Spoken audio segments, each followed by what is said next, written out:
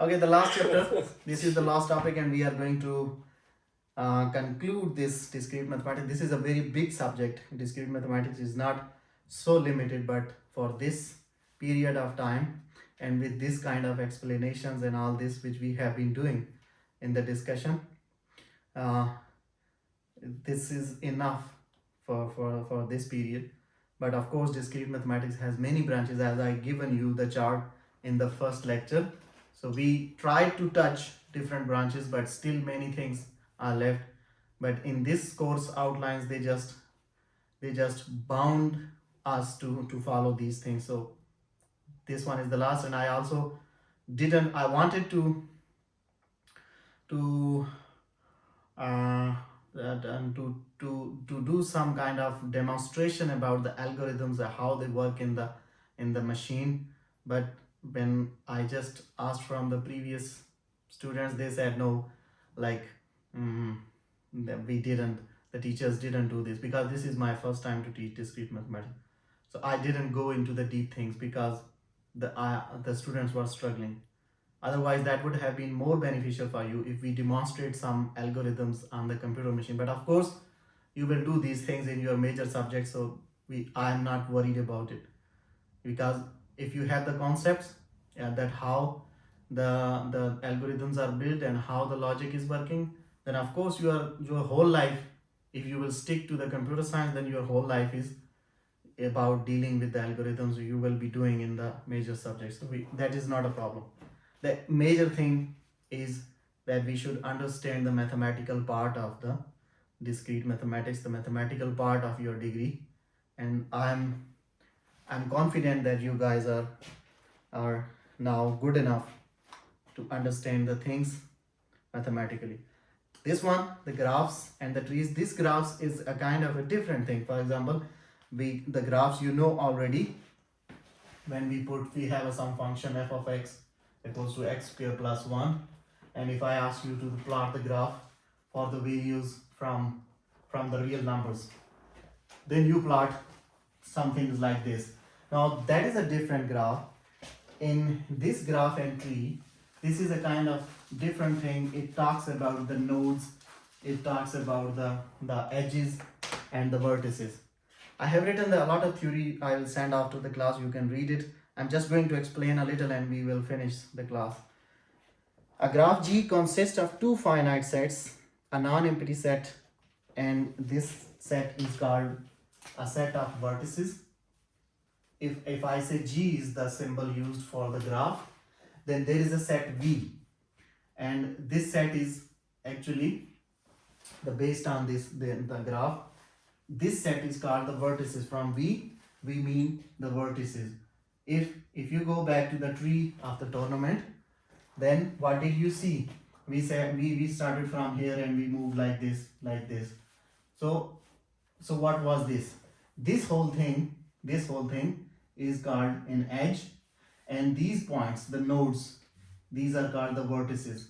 If you go back to advanced mathematics, you also know the vertices, the things like this. Anyway, so here we are going to define, if we have a graph like this, then it has two parts. One part is called the set of vertices, how many nodes are there, and that is called V of G, and we define this as V1, V2, V3, so on. So in this, you can see this is V1, V2, V3. These are the vertices. Similarly, it has another set which is defined as E of G, and this is the set of the edges for the specific graph. So all these edges, this whole edge, if you, for example, if you look at the cone, if we have a cone like this, then what are the edges of the cone? This is one edge, this is another edge, and this is an edge, this is an edge. So these are the edges, and you can see what are the joints. These are the nodes, these are the vertices. This is V1, V2, V3. So these things. Now what is this? This is a whole. If I say this is my sample space, then the whole thing is sample space, and within the sample space I have two events. One is the vertices and the other is the edges in terms of probability. Similarly, in terms of real numbers and mathematics, if this whole thing is my one set, this whole box is my G, the whole set, then in this set I have two kind of data. One is representing the edges and the other is representing the vertices. So I can say that there are two sets, one is V and one is E, and both are the subsets of the whole set G. The big set is G, and within this set I have this data. So for the vertices we represent it as V1, V2, V3 and so on.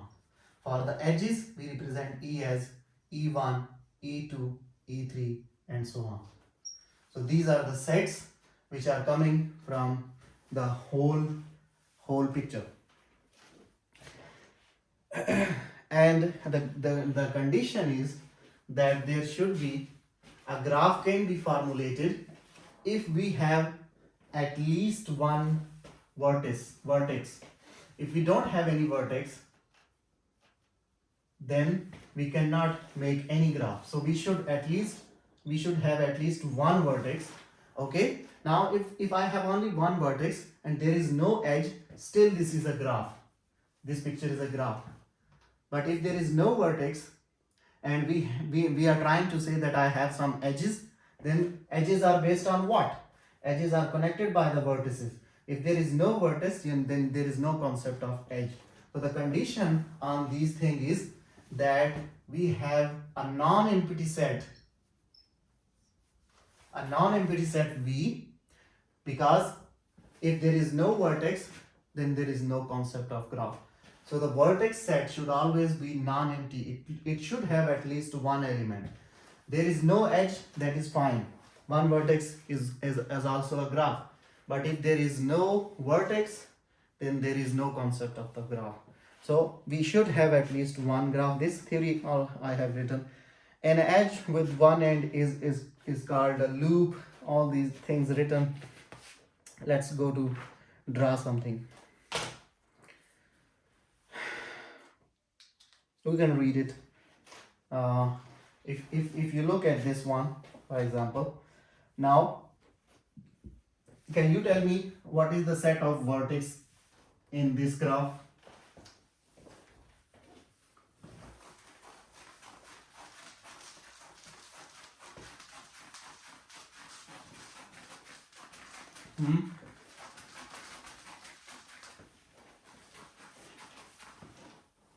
This is my graph G. Can you tell me the set of vertices?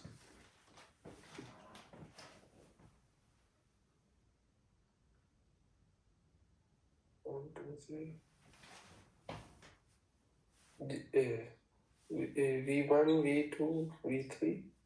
That's it. Because only three vertices. Yes.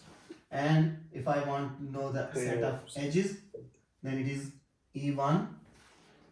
Okay, if I start from here, it is E1, it is E2. Okay, you should go with the edges. Okay, if you are moving from here, if this is V1, then you can say that this is E1.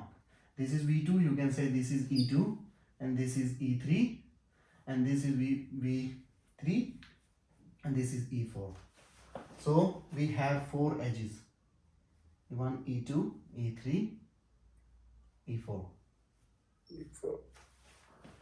So these are the two sets representing this graph. And sometimes this is possible that within one graph you have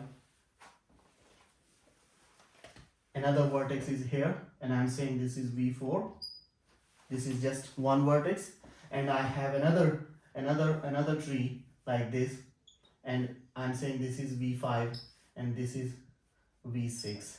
Then there is no edge for this vertex, but I told you that even if I have one vertex without any edge, still this is a graph, this is a part of the graph. And for here I have from V5 to V6, there was E4, then this is E5. So I can, now this whole picture, I'm saying this is my whole graph. Then if this whole picture is my whole graph, then this set increases. Now it has V4 and V5 and V6. Similarly, edge is also increased, so it goes up to E5. Now look at this. This one is separate vertex, but it is also a part of the whole graph.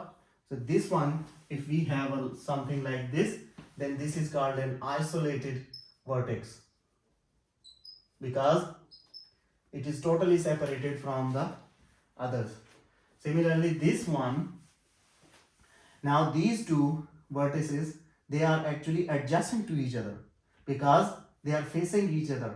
They are connected through this edge, and so if you have two vertices and they are connected through an edge, then V5 and V6, they are adjacent to each other. Similarly here, you can say V2 and V3 adjacent from this way or this way, both ways okay. Similarly, V3, V4, they are adjacent. V1, V2 adjacent. So these are different theories terms which I have written already on the pages. Now,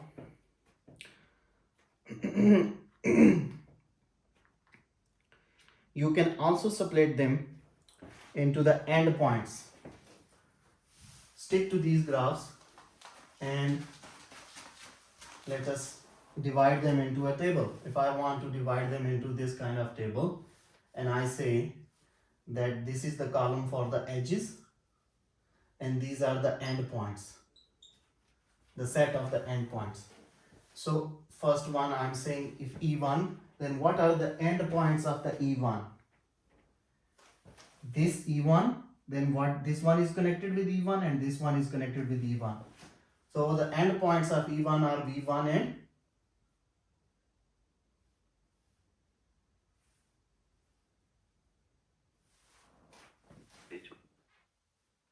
this is E1. What are the endpoints of E1? This whole thing is E1. V2. V2, sir. V2. So these are the endpoints of E1.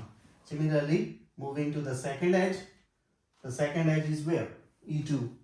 And the endpoints are this one and this one. V2 and V3.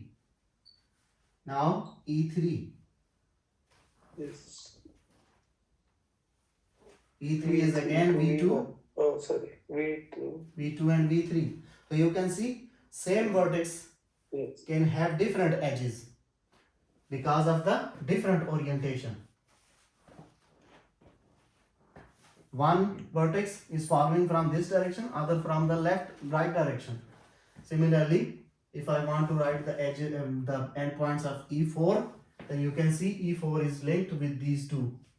So it is V1, V3, and so on. So you can list this data in the form of this table, and then you, now if you have graph, then you can make a table of the data, and if you have a data, you can make a graph out of this table. If I So give we you, can write it as V3 to V1, right? E4 for E4. yeah, for E4 it's V1 V3 or V3 V1, but we prefer going from the lower to the Okay. bottom. But sometimes we will see next that so far it is not a directed graph, but later we will define another thing, and that will be a directed graph. Then you will be bound to follow this direction. Then you will be bound to see the face. This one will be the face and this is the tail. So if, for example, if this is like this, then it means you are bound to from V3 to V2. Similarly, that is a later stage, but so far we are not following the directions. We are just connecting the vertices with the edges and listing the data here. Similarly, now this was that graphs were given, and I abstracted the data out of there and make a table. Now if table is given, then how to make a graph out of it? Okay, sir. Just like if you go back to the circuit diagrams, we did all the vice versa cases. First we draw circuits, the diagrams, and then we calculated the Boolean expressions, and then we learned that how to to draw the circuits from the Boolean expression. So both ways we were working. So here, same is the here. You can draw the data, you can get the data from a graph, and similarly you can use the data to portray the graph, and you will do this in the later stages in your field. You will see that you can always extract data points from a graph. You will use some, I don't know if you are doing it right now or not, but if you have a graph, you have a command, you have algorithms, you put that command, and the computer gives you, your code gives you a set of the data points, all the nodes. Now these are the nodes. Okay, so the computer will give you that, okay, you have these nodes, in the numbers the system will give you the data points. So you can always extract data from this. What computer doing? Computer is doing the things which we are previously doing with the hand, that he is calculating the vertices, and from vertices he is listing the data in the table. Similarly, sometimes you will have a lot of data. This is just a few values, like 2 rows, 3 rows, 4 rows. With the hand we are doing, but in your field, in computer science, you will have a bunch of data, thousands of the data points. Then you can always use that data points, run them into the command, and you can generate the graph out of it. That the procedure will be which we are learning here. Similarly, what we were doing in the number theory, the procedure behind the working of the computer was binary numbers 0, 1, and we try to understand that how they are added together, how they are multiplied, how is the difference calculated, how the complement calculated, all these things. Computer already knows this. When you will go to the next major subjects, you will see that all these things are already built in the computer. But the guys who built these commands, they use the concept which we were dealing in the discrete mathematics.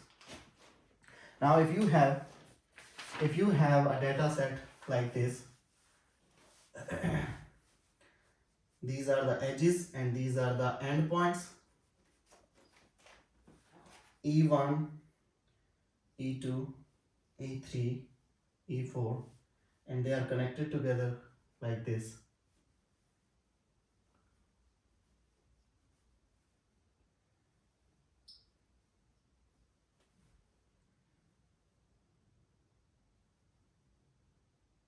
Okay. Now, so the input is like, you can consider them as input output. Okay. Now the first edge is E1, so I need some edge. If I say this is the edge and I want to connect this edge, and the endpoints of this edge are V1 and V3, means if this is V1 and this is V3, okay, let us write it here. Now go back to E2 and you see the endpoints of E2 are V2 and V4. So it means I need another separate like line to represent them, because within these two there is no point here. So I need, for this I need a V2 and I need a V4. I don't know how the orientation is, but we will see it later. So you can see here. Now go through the, now this is the E2 and this is the E1. Now look at this one, E3. It is coming from here and goes to, this is V4. This is the same, V2, V4, yes. So E3 also coming from V2 and V4. But of course, one way is this one. So you cannot follow that path. So you can follow this path. You can say like this. So this is, you are saying this is E3, right? Because both are connecting V2 and V4. You already have defined these nodes, these edges. So you can connect them in different ways. The edges can be from different ways. And this one, you can say this, the E4 is at the edge of 3, V3. Where is V3? V3 here. Now how can I make E4 when I do not know the second endpoint of E4? it means if an edge only has one endpoint, it means it is an edge like this. If this is the endpoint, then it is the edge like this, starting from the same and ending at the same. Just like I told you, if you do not learn anything during the subject, then you are actually like this, starting from the same and also ending at the same. No progress. So he says that there is another edge E4 and it starts from V3 and ends at V3. I already have V3, so I can make an edge like this, and I say this one is E4. So this whole thing is my graph, which is coming from these data points, right? Or not? Yes, sir. Right, sir. Now it's up to you that you want to own this or not. We're not gonna on this. Good.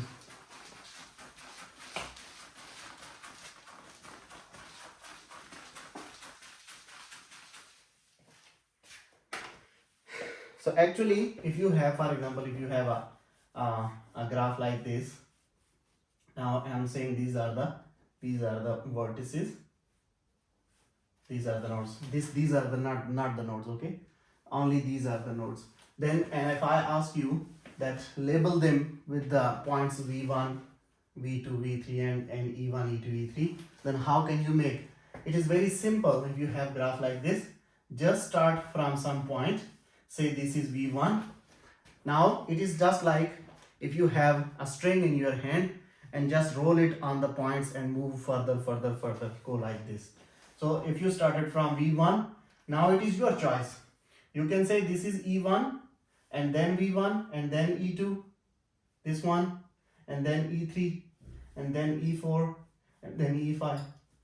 Or you can start from here, V1 and then E1, this one, and then E2, and then this one was E3, this one, and this one is E4.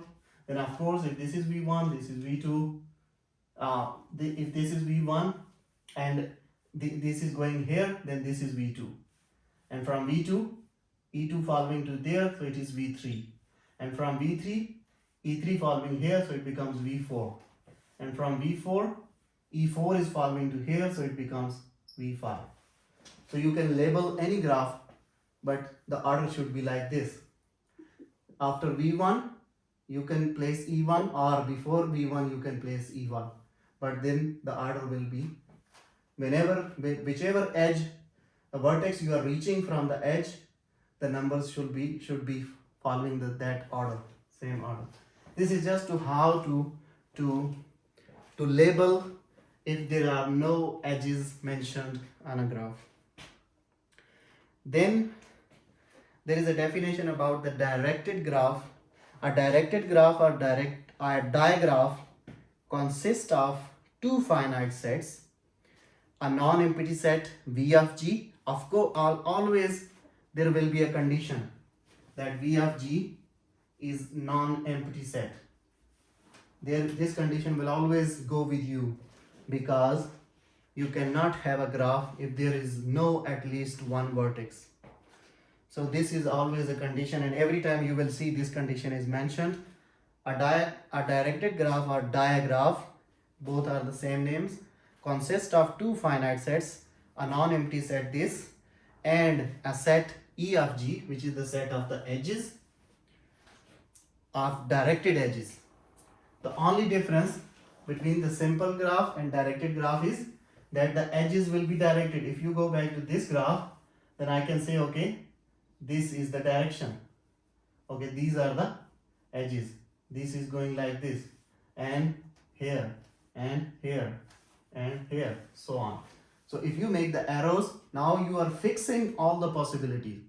You are restricting the graph to a certain limit, that if somebody is moving, for example, now how it works in practical life. This works in the airlines. If you see the the computer, diagram of the airlines, which are working for all the airplanes in the world, you can see there is always, if you are, for example, if you are sitting on a plane, on your screen you can see there are some on lines on the screen, and they always have this kind of edge on it.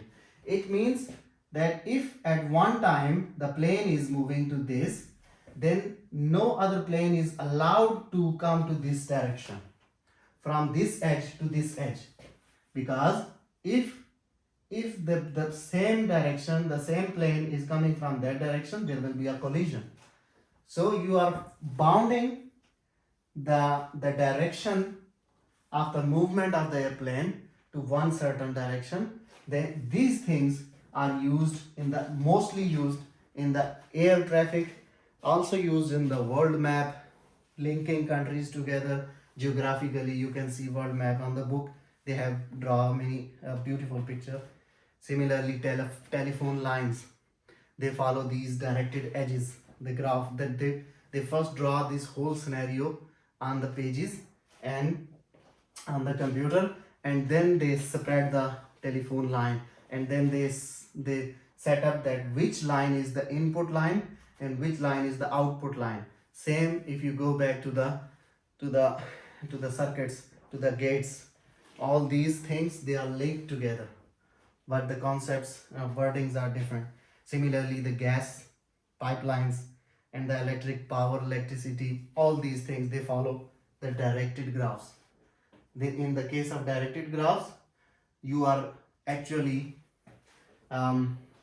imposing a condition on the event to happen. So recently we have studied the thing in the probability, that as a whole, this was the possibility when there was no directed edges. So anything can go backward, forward. No, there was a freedom of the choice. But once you have made them directed, that only this guy can go there, but this guy cannot go there. Now this is a restriction on the certain event to happen. So this becomes, the possibilities become smaller as compared to the original possibility. So the sample space reduced to the event space. Then there are spatial graphs, a graph having no loop, parallel edges. Okay, one thing more, there is a definition, parallel edges. If you have two vertices, like this is V1 and this is V2, and they are connected with these two edges, this is E1 and this is E2, then E1 is parallel to E2. This E1 edge is considered as parallel edge to the E2. They are always considered as parallel, just like they are considered as adjacent to each other. So V1 and V2 are adjacent to each other, E1 and E2 are parallel to each other. These are the two things, different things. We already talked about the vertices.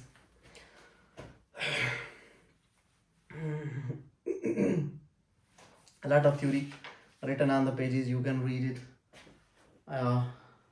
you can understand. Okay, then there is a definition. Let Mn be a complete, okay, first we should know the definition of complete graph. Let n be a positive integer, any integer n. A complete graph on n vertices is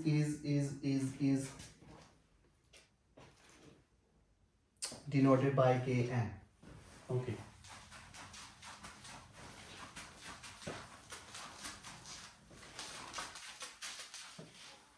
For example, if this is a graph and this is vertex 1, then this is a complete graph. And if you are saying there is no other graph for this scenario, then this one is complete graph and it is known as K1 with one vertex. Similarly, if you have 2 points connected together and you want to tell me that yes, this is the total graph, this is the total graph which I have only in the picture, then you can say this is the complete graph and you can write it as K2 because it has 2 vertices. Similarly, if there are 3 vertices, you can say this is K3 because it has 3 vertices, but this is my total domain, total graph. So if you have n vertices like this, then you can say the complete graph is represented by Kn having different n vertices.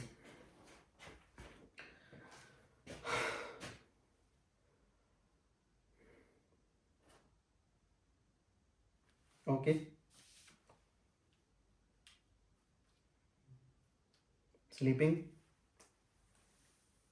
Yes, sir. No, sir.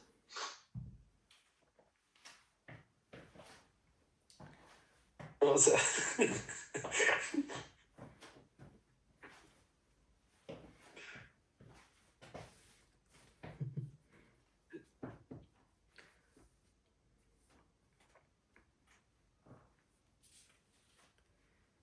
Then there is a definition about the subgraph. A subgraph same follows that same definition of the subset.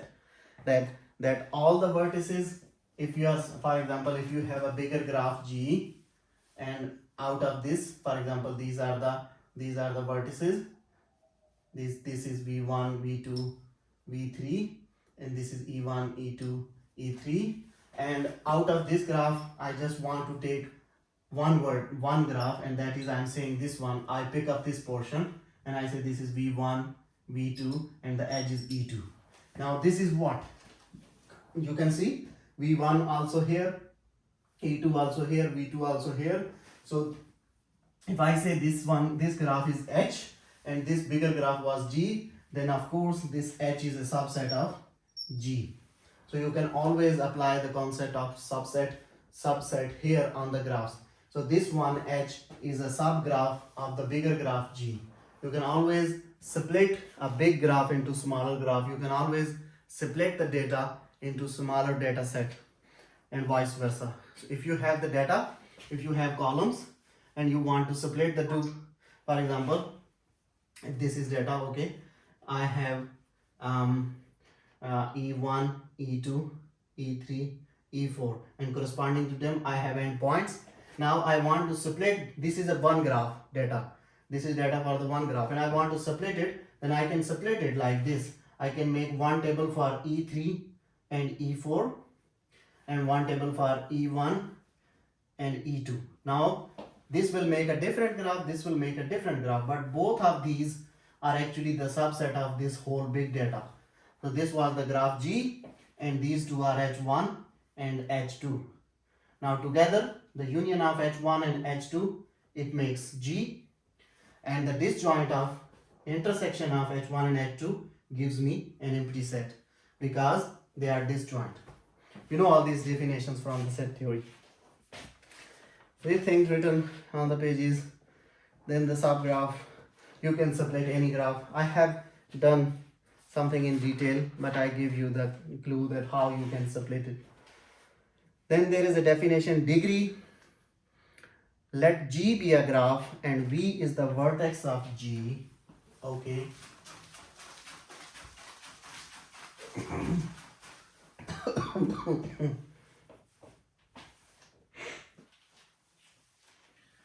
If you have a graph G, this is G, and I'm saying V is the vertex of this graph G, then the number of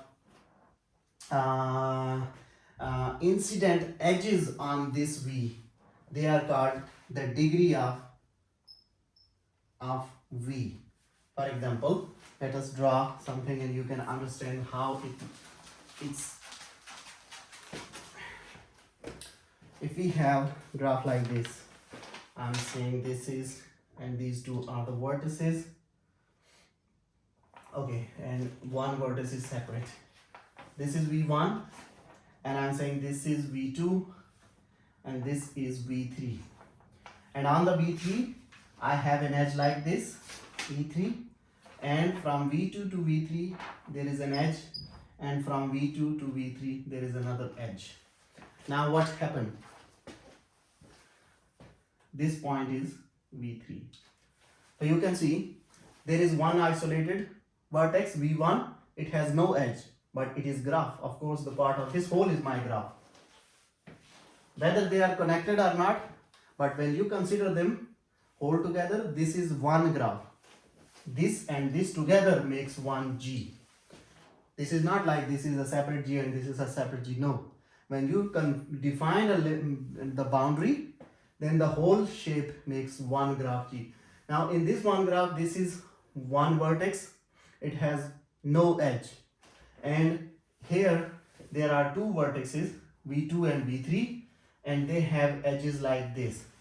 Now this vertex has no edge, and I am saying that the degree of a vertex is the number of incident edges on the vertex, but this vertex is not receiving any edge. So it means the degree of V1 is what?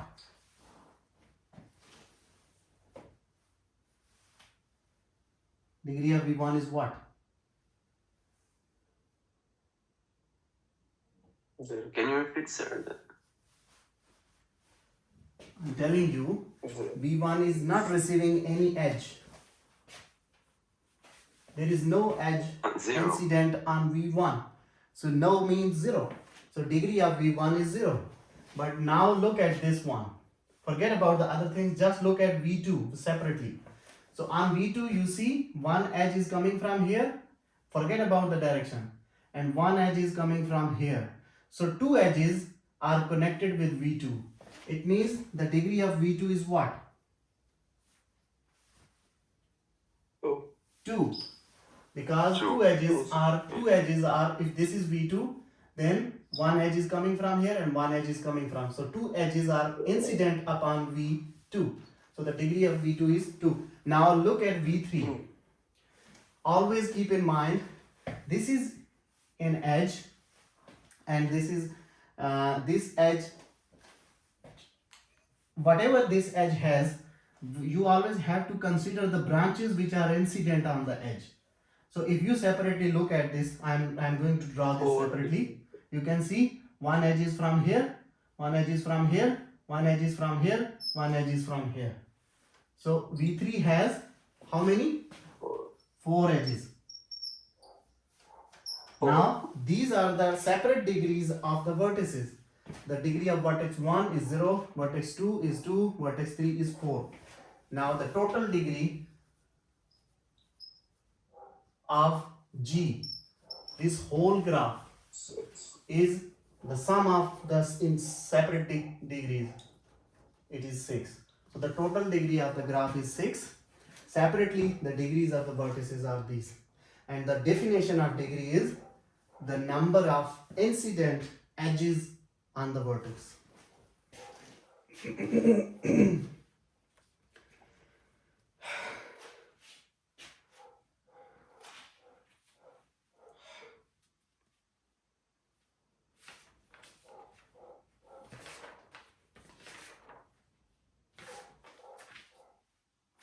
Okay. And there is a theorem, you don't need to prove it, we are not going into the details. The theorem says that if there is a graph, then the degree of that graph G is 2 times the number of edges. The degree of the graph is 2 times the number of edges. If you can count the number of edges in a graph, just multiply them with 2, and that is the degree. You do not need to count the vertices separately one by one. Simply count the edges, multiply them with 2, and that's the degree of the whole graph. Here in this case it is 6. If you look at the back on the diagram, what was it? It was like this. So you can see what was it? 1, 2, 3 edges. This whole is one edge, right? Because we said this was Yes. okay. This was One E3, loop. this was E1, and this was E2. So now you can see 1, 2, 3 total edges. That one has no edge. The V1, it has no edge. So only there are 3 edges, 1, 2, and 3. And the formula says that 2 into 3 and 6, and we separately calculated it was 6.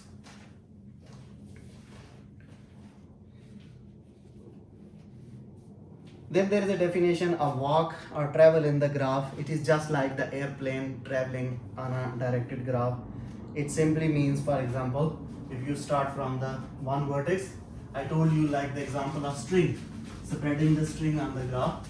So if you start from the vertex V0, then you go to E1, V1, E2, V2, and of course there is possibility that if V1 and V3 are connected, then there is a possibility that if this goes like this and then this goes like this. So there is a possibility that after V2 again you can have E2, things like this, so that it can be repeated. Similarly, V3, E3, V3. So you can see E2 repeated. It can be repeated. Similarly, V3 can be repeated. So there can be repeated edges. There can be repeated vertices. Many examples written on the pages. Just read them. That will be enough for you. Through this chapter, I will include only one question from the matrix section. These other things are just for understanding. So now we are moving to the matrix representation of the graph.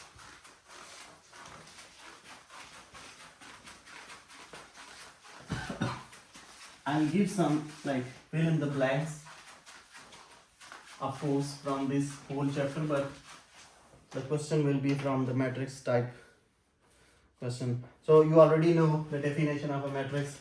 It has, if you have a matrix A like this, and I'm saying this is A11, A12, and so on up to A1n, and A21, A22, so on. Let me say here it is A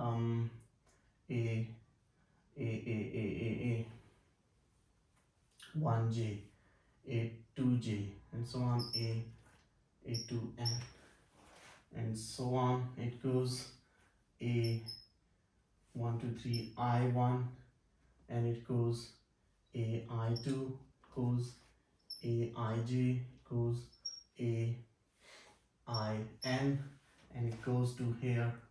It becomes A number of M1. It will be A M2, A MJ, and this will be A MN. Now this is, if this is a matrix, you can read the theory. If this is a matrix, then this is the first position element, and this element means the first row and the first column. So the element A11, 11 means first row and first column. So this means the position will be here. Similarly, A12 means the first row and second column. Ij means ith row and jth column. A1n means the first row. Okay, this is one, sorry, not ij, this is 1j.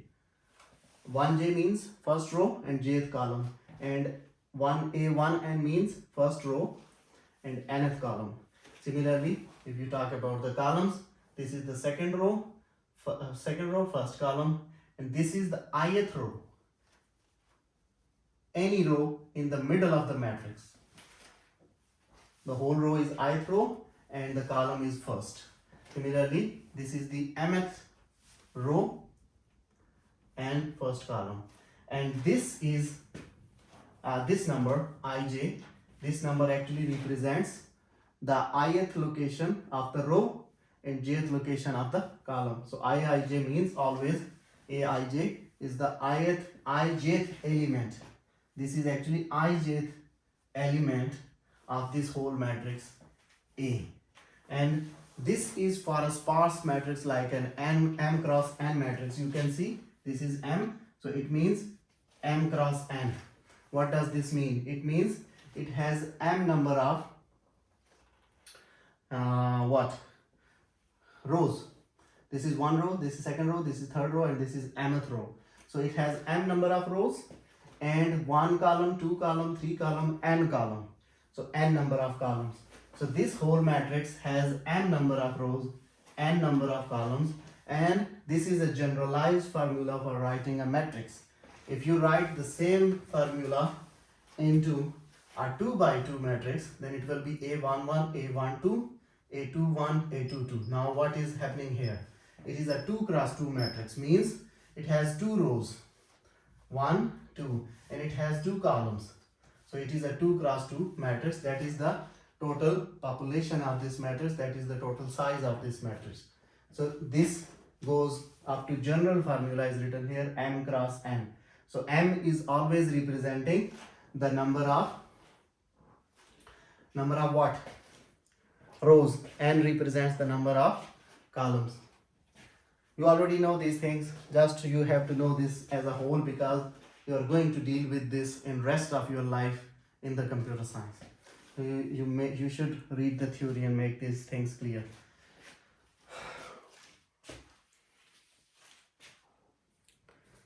Then for the ij entry, I already told you that this entry means any random ijth place entry. Ij means any number. You know these things from the sequence chapter, that why we use ij. Ij means any integer number from within 1 to infinity, any place, any random place. Just like proving the thing for a random number x. So this is a random element aij, which is maybe, let me say this is the 101st element. So I don't know, it is somewhere in the middle of this whole matrix. This whole matrix is just like a bulk of something, and in that bulk there is a position aij, and at the aijth position I have an element this. So this is whole as considered as a sparse. A square matrix is always a matrix, like for example, if you look at this matrix, this is a 2 cross 2 matrix. Now in this matrix you can see this was my m and this was my n, and both are same. M equals to n means the number of rows and the number of columns are equal. If in a matrix the number of rows and number of columns are equal, that is m equals to n, then such a matrix is called a square matrix. It will always have these number of elements. It will have 4, 8, 16 like this elements. And you can always have different. It is not necessary for a matrix to be square always. These things can be different. For example, if you have a matrix, now this is a matrix 2, 3, 1. This is a matrix, but how many rows it has? 3 rows. And how many columns it has? 1. So m is 3, which is not equal to n, which is 1. But you cannot say this is not a matrix. No, this is a simple matrix, but this is a square matrix. So if m equals to n, it becomes a square matrix. If m is not equal to n, this is a matrix. A diagonal means all the entries at these places when I equals to j. For aij, this is a general expression. Aij is a general notation for the element of a matrix. Any element, when I don't know the position, I can say this is aij. But when both these subscripts I equals to j, then this element becomes the diagonal element. That is, the elements a11, I is 1, j is 1, or the element a22, I is 2, then j is also 2, or the element a33, and so on, ann. Now if this is whole matrix, then I have values here, I have values here, but this thing is called the diagonal of this whole matrix, which is at these positions when I is equal to j. Now I want to extract the data from a given graph into the form of a matrix. I want to write it into a matrix.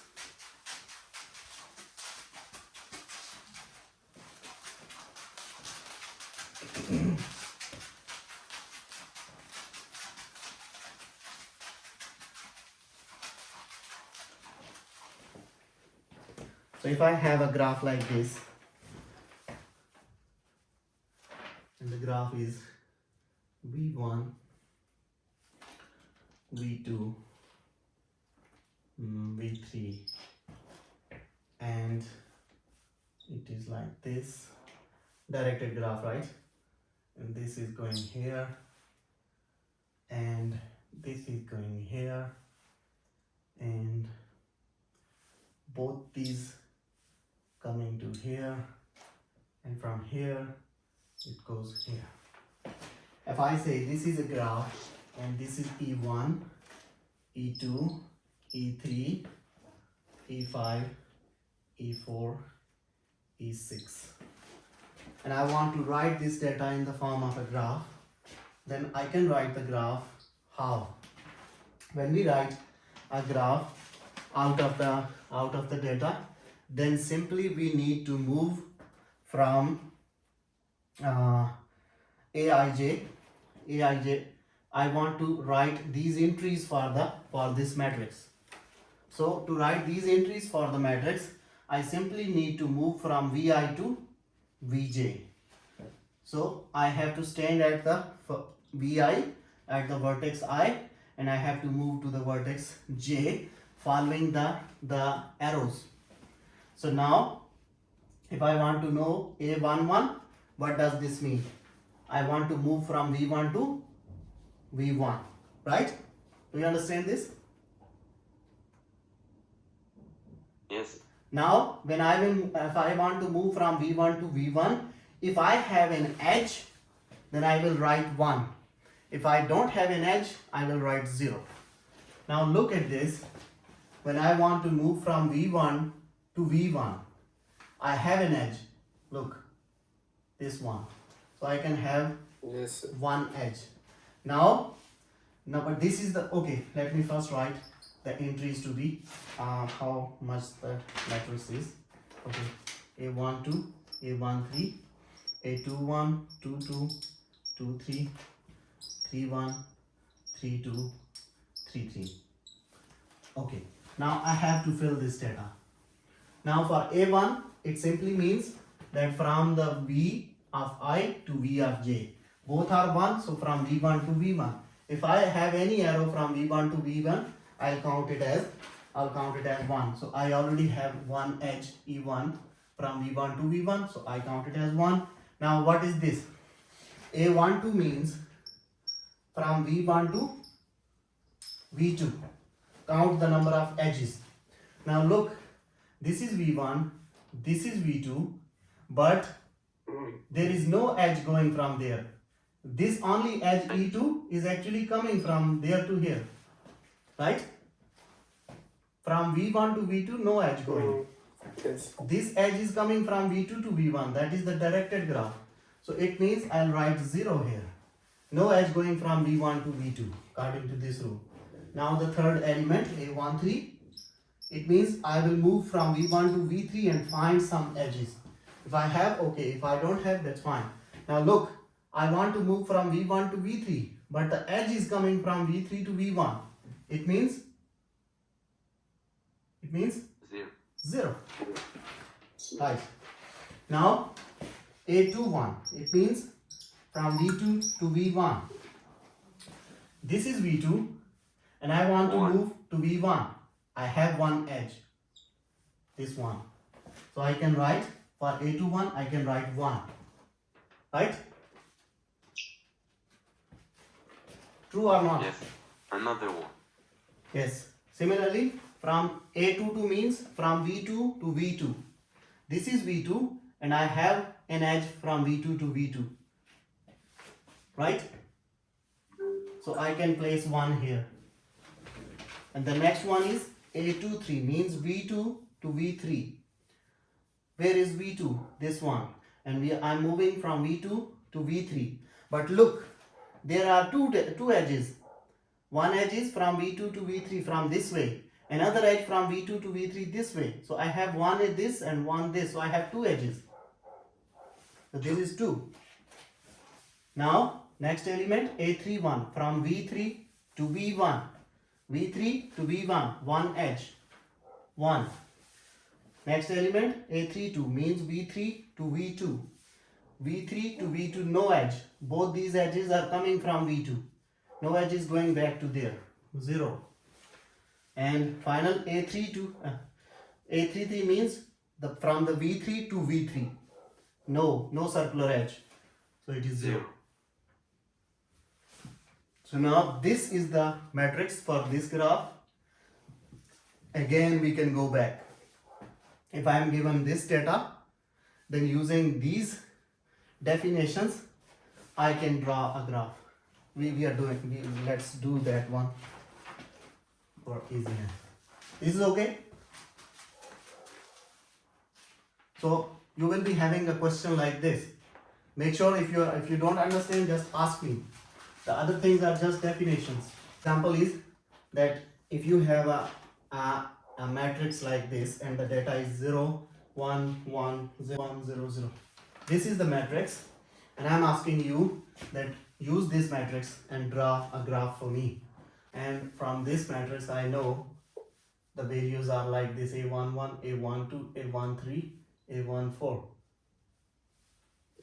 A21, A22, A23, A24, 31, 32, 33, 34, 41, 42, 43, 44. Now this tells you that how many vertices you will have. You can see that the maximum number is 4, and all these subscripts are actually belonging to the vertices. So it means the maximum vertex will be 4. So I can put 4 vertices at any place. So in the order I can I'm just putting them here: V2, V3 and V4. How I decided to put 4 vertices? Because of this number.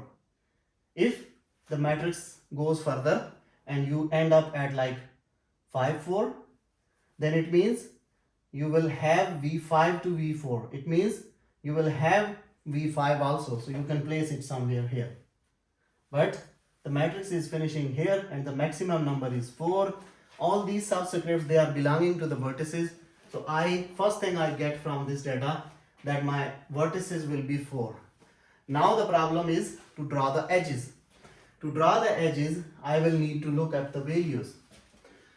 The first value, A11, first value, it means that from the vertex V1 to V1 there is no edge, because the answer is 0. No edge. So it means I will not draw this kind of vertex, circular vertex, no.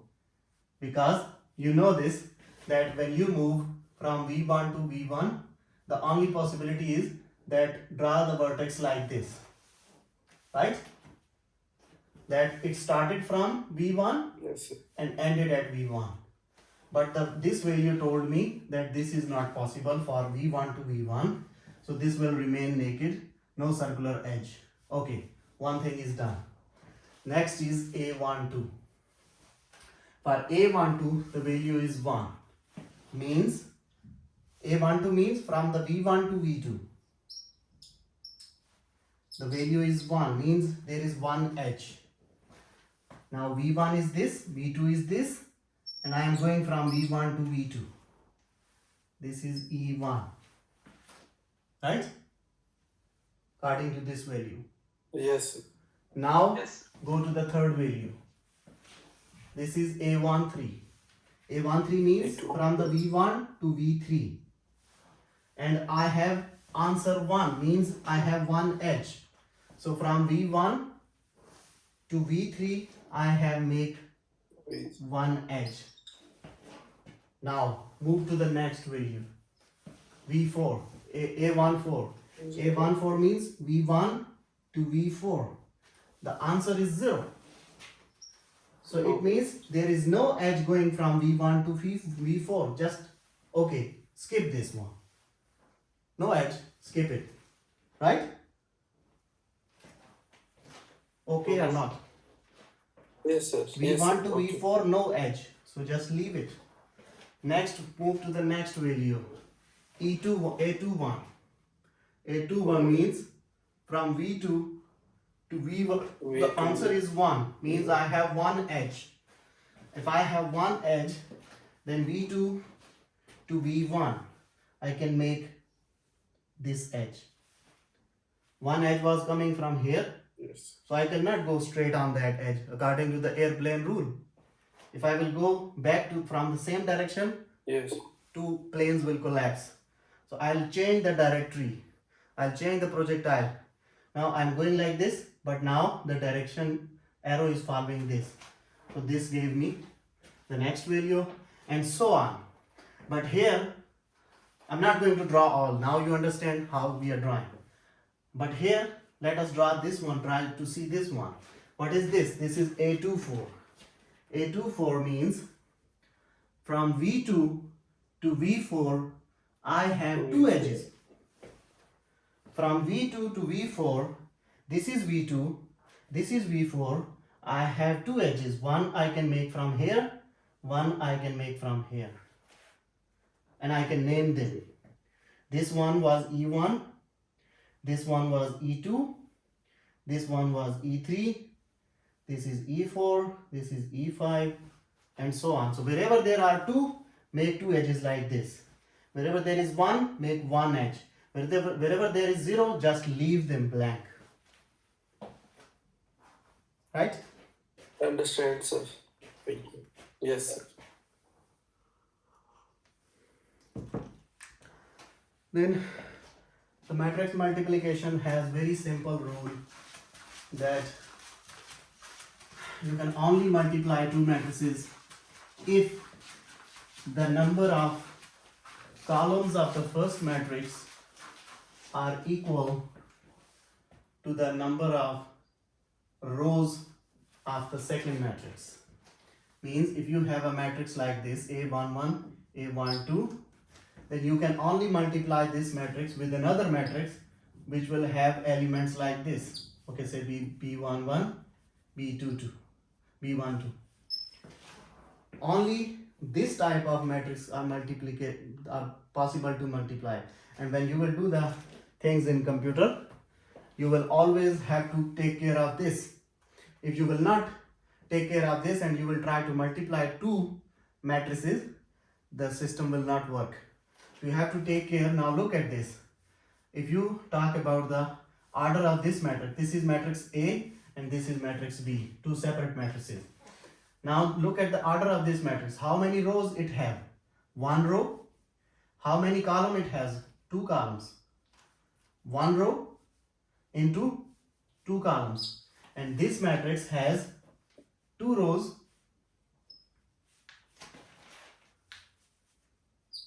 into one column. The rule is that these two should be same. If they are not same, you cannot multiply two matrices. That is simple rule.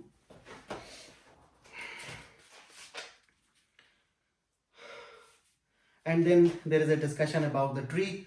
You already, if you go back to the tournament example, that was a perfect example of tree.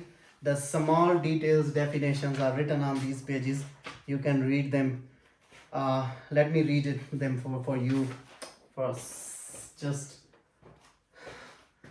the definition of a tree is a graph is called a tree if it is connected.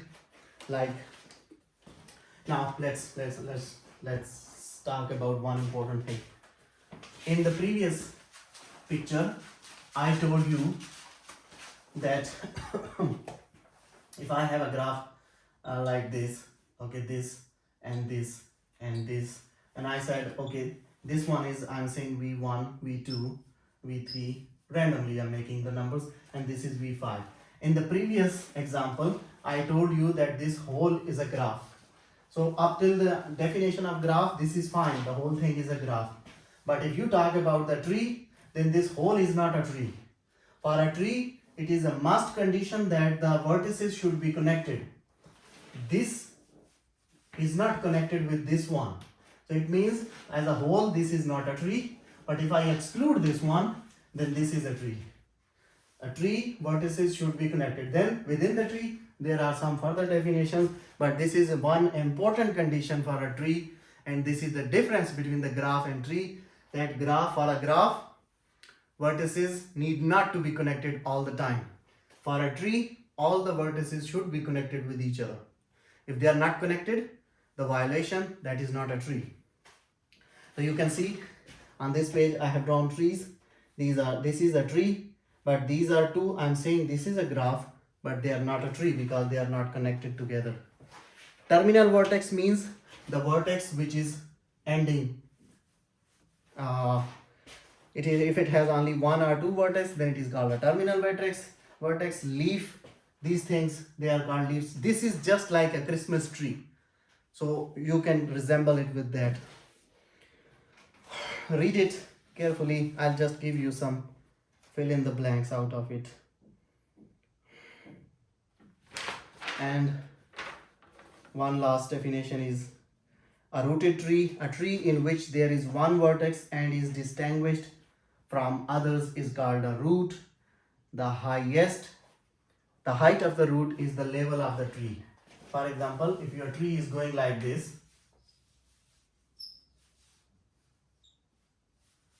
then this height is the level of this whole tree, and this main thing is called the root of the tree. All the adjacent vertices, they are the children. Now look at this. All these, they are the children of the tree. And there is another definition, binary tree. If every vertex in a rooted tree has at most two children. For example, now this is a vertex at a rooted tree and it has at most two children. These two are the children. Then now look, only this one has two children, but the others don't have two children. So this one is a binary branch, but this is not a binary tree. This whole is not a binary tree. For a binary tree, it is compulsory that every one should be like this, right? So there should be two children at least for each. If a tree is like this, then it is called a binary tree. And full binary tree, a tree in which each parent has two children, is called a full binary tree. And that is the end of this discrete mathematics discussion.